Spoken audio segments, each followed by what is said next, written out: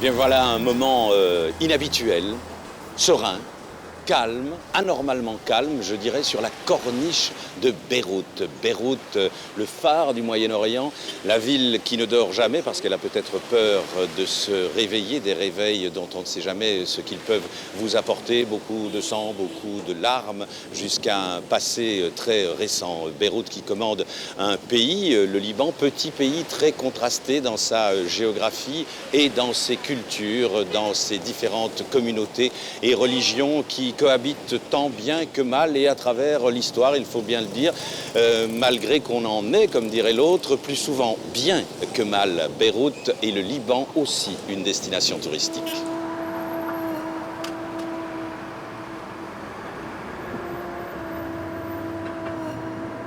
Beyrouth, ville contrastée entre bâtiments détruits et nouvelles constructions. Parfait reflet du pays dont elle est la capitale. Un Liban situé entre Asie, Afrique et Europe.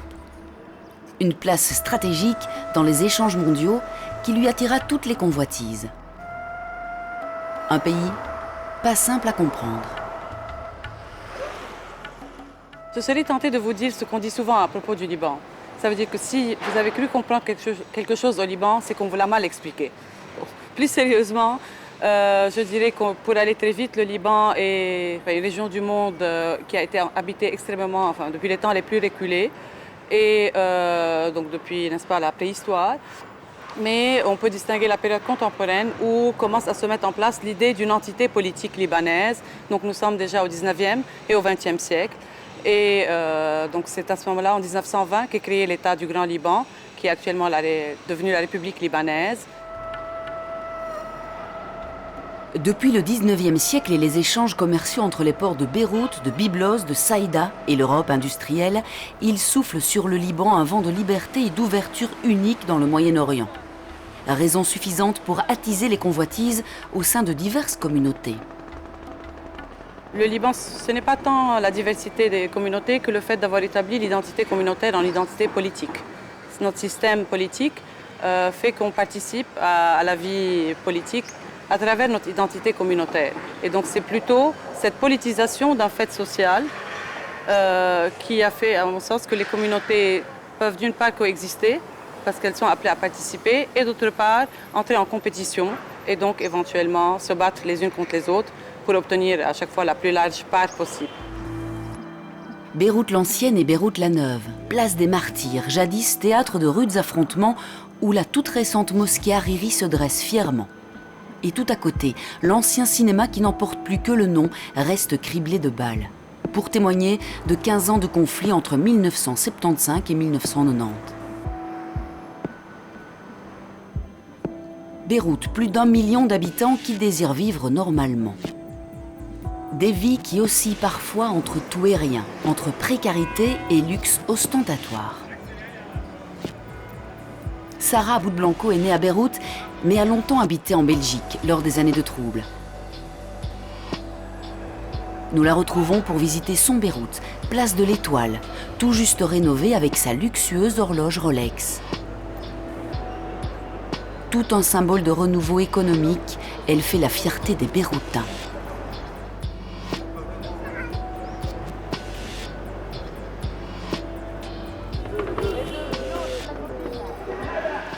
Pour visiter Beyrouth, on m'a promis une rencontre intéressante avec, ça ne peut être qu'elle, hein, avec Sarah. Est-ce qu'on s'embrasse ici pour se dire bonjour? Oui, on s'embrasse 3 fois. 3 fois? Ça tombe bien, parce que je crois qu'en Belgique, en tout cas à Liège, c'est 3 fois aussi. Alors Sarah, vous avez un parcours un peu exceptionnel, vous le racontez brièvement? En fait, je suis belgo-libanaise. Ma mère est belge et mon père est libanais. Je suis née au Liban, puis à cause de la guerre, on a déménagé, mes sœurs et moi. On a été vivre en Belgique, où j'ai fait mes études. Et je suis rentrée vers l'âge de 20-21 ans. J'avais envie de connaître le Liban, la guerre venait de se terminer, et voilà. Destin, entre guillemets, exceptionnel quand même, hein, faut le dire, enfin pas banal. Pas banal, mais en fait, la plupart des Libanais sont dans le même cas que moi. Il y a beaucoup de mariages mixtes. Et il y en a plus à l'extérieur qu'à l'intérieur, de toute façon. Il y a eu pas mal de retours quand même, oui, il y a eu pas mal de retours. Il y a eu pas mal de retours parce qu'on se sent de nouveau très bien ici. Oui, en fait, Beyrouth, on l'a dans le sang. Une fois qu'on la connaît, on n'arrive pas à la quitter longtemps, en tout cas. Alors, dans les années 60, début des années 70, avant la guerre, Beyrouth, c'était la côte d'Azur bis et luxueuse. Ça l'est redevenu? Ah oui, oui. Il y a beaucoup de tourisme. Déjà, en été, tous les Libanais qui vivent à l'étranger reviennent. Et on a pas mal de tourisme. On a des Européens qui viennent visiter toute la région. Et ils font toujours un stop par le Liban. Alors, Beyrouth, le Liban, en général, c'est l'exemple même de la cohabitation, quelquefois difficile, il faut bien dire, entre les différentes communautés. Chacun a droit à la parole, on l'entend. Oui, mais en fait, je trouve qu'au niveau des gens, tout se passe bien. J'ai des amis de toutes les religions et il y a des mariages intercommunautaires et ça se passe bien. New York Times disait en 2009, la première destination à visiter dans l'urgence, c'est Beyrouth. Vous confirmez? Oui, oui, je confirme. Bon, alors moi je vous laisse, je ne les ai pas en poche, mais les clés de l'émission. Vous nous promettez quelques rencontres très intéressantes. Très intéressantes. Ok, je peux me servir un peu de thé? Oui, allez-y. Merci beaucoup. Tfaddal, comme on dit chez nous. Premier aperçu de la ville par son architecture. Dans le cœur historique de Beyrouth, après 15 ans de guerre civile, les années 90 furent synonymes de tabula rasa. Mais depuis une dizaine d'années, une politique de rénovation offre un nouveau visage à la capitale libanaise. À côté des géants de la construction, de petits bureaux privés d'architecture tentent à leur façon de sauver ce qu'il y a à sauver des mains de ceux qui profitent de l'explosion lucrative. Sarah nous a fixé un rendez-vous avec Naji Assi. Ah bah voilà Naji. Naji, hi, comment vas-tu? Ça va? Naji est architecte, il travaille aussi beaucoup à la préservation des anciennes demeures. Il est aussi enseignant, ça c'est un groupe de ses étudiants, ils sont en train de visiter. Qu'est-ce que vous faites, Naji, avec vos étudiants ici? On visite des quartiers, on va dire, qui ont cette caractéristique un peu historique, mais pas nécessairement très ancienne, hein, c'est quelques décennies. Ils les comprennent, ils les mesurent, ils les analysent, ils sont sensibilisés à leurs valeurs et à les préserver éventuellement une fois qu'ils seront dans la profession, à œuvrer à leur préservation. Et en matière de préservation, le flou règne. Beaucoup de vieilles maisons ont déjà disparu. Dans le centre, il n'en resterait que 265. Car loin d'être sauvées, elles sont plutôt poussées à la démolition. On va dire leur vieillesse est un peu accélérée, on les casse un peu pour faire que ça provoque tout d'un coup un danger et donc pour justifier la démolition. Au lieu d'œuvrer à préserver un peu ce quartier en tant que tel et non pas un ou deux immeubles, c'est ça qui est dommage. Rencontre fortuite, nous sommes invités dans une maison séculaire. Nous suivons Naji et ses élèves.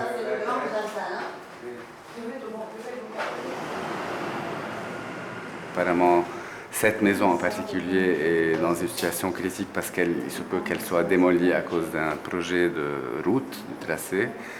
Mais c'est toujours un plaisir de redécouvrir dans ces maisons qui sont un peu maintenant à côté de la ville, qui sont en marge un peu de la ville, de découvrir comment les gens vivaient, les meubles, les habitudes, les accès. C'est quelque chose qui devient de plus en plus rare.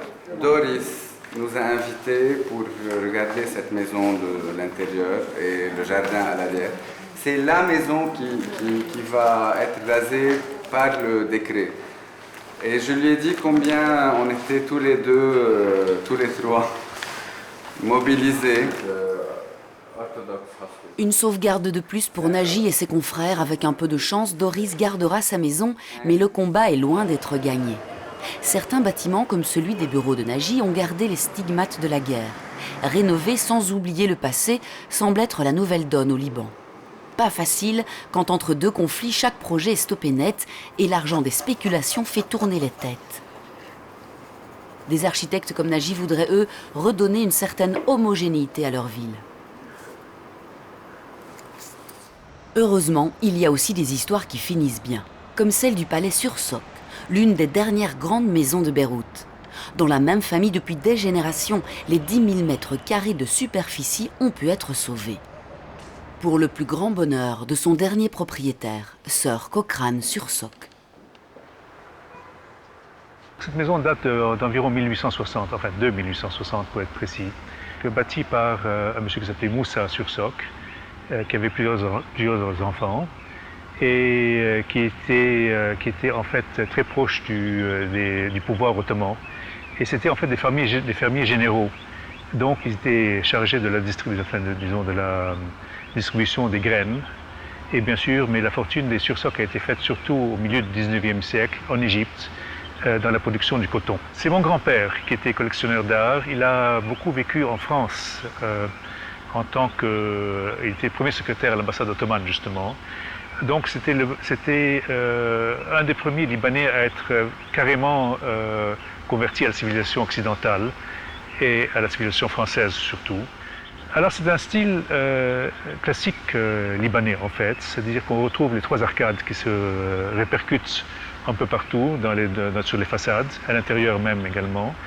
C'est une maison donc qui est un hall central autour duquel il y a toutes les chambres. On milite indirectement justement en préservant cette propriété telle qu'elle, non seulement en la préservant mais en l'améliorant peut-être aussi en fait. Et c'est une façon de montrer aux gens que s'ils avaient préservé disons des ensembles, à long terme ça aurait été beaucoup plus intéressant que de détruire et de bâtir des choses nouvelles qui vont se dégrader en HLM dans plusieurs années. On retrouve Carla, notre historienne. Membre du comité scientifique du musée de la ville, elle nous emmène visiter un symbole. Enfin, un symbole en devenir. La Maison Jaune, construite sous protectorat français dans un style ottoman lors du faste d'antan. À l'évocation de son nom, le cœur des Beyrouthins bat d'un pouls différent.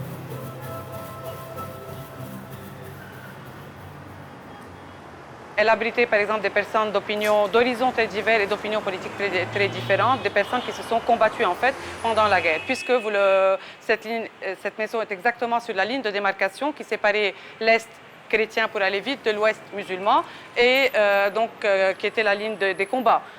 Et cette maison donc, a été un front de la guerre puisqu'elle a abrité 22 francs-tireurs qui ont canardé sur tout ce qui bouge à 360 degrés. Et semble-t-il qu'il y a même eu des histoires d'amour dans ces locaux. Et donc le graffiti que nous avons vu tout à l'heure, il dit la chose suivante en arabe. Si l'amour de Gilbert est un crime, l'histoire m'est témoin, je suis le plus dangereux criminel.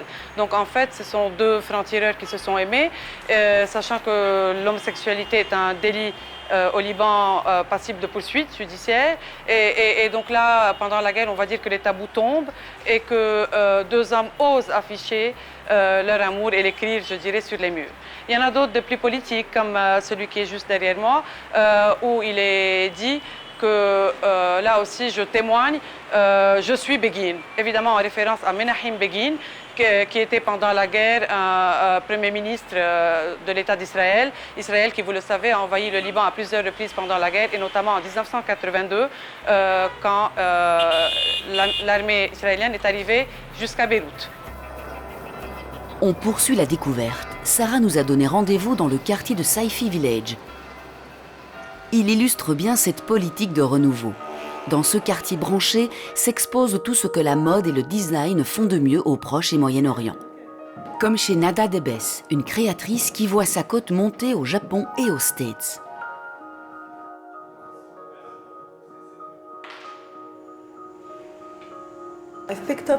J'ai puisé l'inspiration de mon design dans chaque coin du monde où j'ai vécu.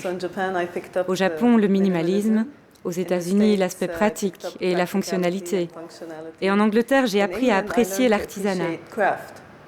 Et de retour à Beyrouth, je me suis rendu compte que nous étions entourés par l'ornementation. Et j'ai appliqué à ma ligne de design mobilier une inspiration que l'on avait oubliée ici, contemporaine et arabe en même temps.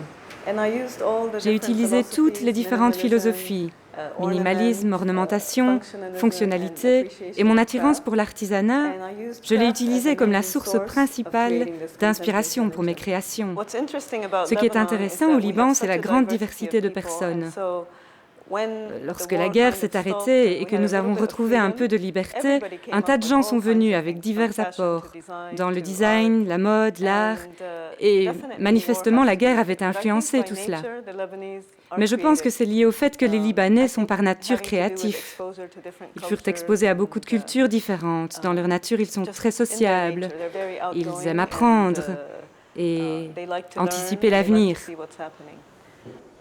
Je l'ai retrouvée, Sarah. Elle m'a fixé rendez-vous dans un lieu encore inconnu de beaucoup de Beyrouthins. On est où, Sarah? On est à Souk El Taïb, c'est le marché bio de la région. Enfin, c'est, je pense, le seul marché bio du Liban. Et j'avais envie que vous veniez jeter un coup d'œil avant d'aller parcourir le reste du pays. Ah, tiens, la dame fait des manouches à assage. Des manouches, c'est des sortes de galettes garnies de pain ou de fromage. Est-ce que vous avez envie de goûter? Oui, c'est délicieux. Oui. Au kéchek, au fromage, c'est très bon, c'est très frais. Ça, c'est du kéchek, c'est de la semoule qui est... je ne sais pas trop comment on l'a fait, mais je sais qu'il la frotte très très fort pour que ça devienne tout fin et on fait de la soupe ou on les utilise pour les manouches. Pas ici qu'on va venir faire régime. Non, certainement pas. Beyrouth, une ville internationale qui fait aussi courir. Depuis 2003 est organisé le marathon de Beyrouth, 42 km dans une ville jadis bombardée, ce n'est pas courant. Et pourtant, 32 000 participants se sont élancés lors de la dernière édition sous l'œil pro du double champion olympique. Il y a beaucoup de marathons organisés dans le monde et pratiqués par pas mal de gens. C'est un sport symbolique ici qui offre un espoir de changement à travers le monde. Je pense que le Liban a une longue histoire, parfois chaotique. Depuis le début de ma carrière, c'est un pays que je voulais découvrir. Mais pour un tas de raisons, je n'ai pu le faire et c'est bon de venir ici pour soutenir cette épreuve. Beyrouth, ville sportive et ville universitaire. Une ville jeune en somme. Guy a d'ailleurs rejoint sur la corniche 3 amis. Antoine, Tarek et Joé. Tous étudiants en médecine. Ils ouvrent notre regard sur leur Beyrouth bien loin des clichés. Les médias sont intéressés par quand il y a des crises, quand il y a des guerres. Mais voyons ici, la vie quotidienne est vraiment différente de ce qui est illustré dans les médias, surtout les médias étrangers. Ici, la vie quotidienne est vraiment, comment dire, un peu différente. C'est une vie un peu entre la vie européenne, la vie américaine. C'est un amalgame de l'Est et de l'Ouest, si vous voulez. Ça reflète l'image du Liban qui est au sein de ces deux sociétés. Les gens... C'est une richesse. Exactement. Ici, nous faisons preuve que la diversité est une source de richesse. Ce n'est pas une source de conflits et de guerres et de... comme on essaye de l'illustrer des fois. C'est plutôt tout le monde vit ensemble.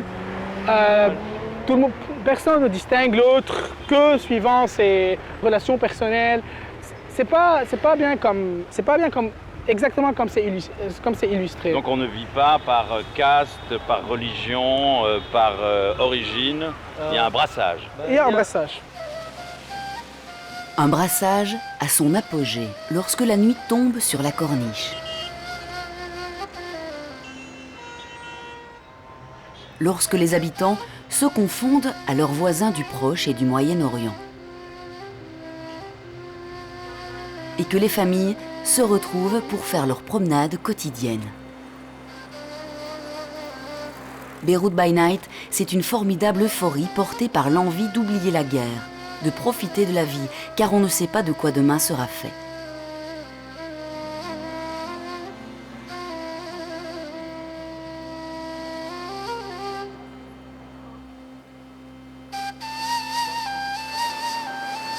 Beyrouth est l'une des dernières grandes villes cosmopolites du Moyen-Orient, comme le furent avant elle Istanbul ou Jérusalem.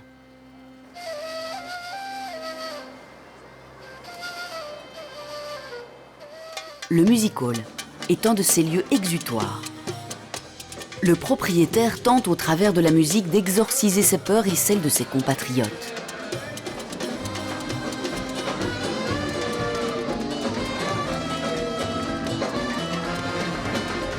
que ce soit culturel, que ce soit politique bien sûr, intellectuel. La nightlife bat son plein à Beyrouth. Il y a plein de paradoxes, mais moi je suis quelqu'un qui a toujours été intéressé par l'harmonie, par le paradoxe. Je pense que la plus belle harmonie du monde, au monde, peut naître par les paradoxes. J'aime bien ce qui se passe à Beyrouth. Je pense que c'est une des villes les plus intéressantes actuellement. Et pourvu que ça dure. Parce qu'il suffit que nos voisins s'énervent un peu pour qu'on ait du jour au lendemain une guerre foudroyante. Mais ça aussi, ça fait partie du charme. C'est un peu comme ceux qui choisissent de vivre sur un volcan. C'est des terres très fertiles.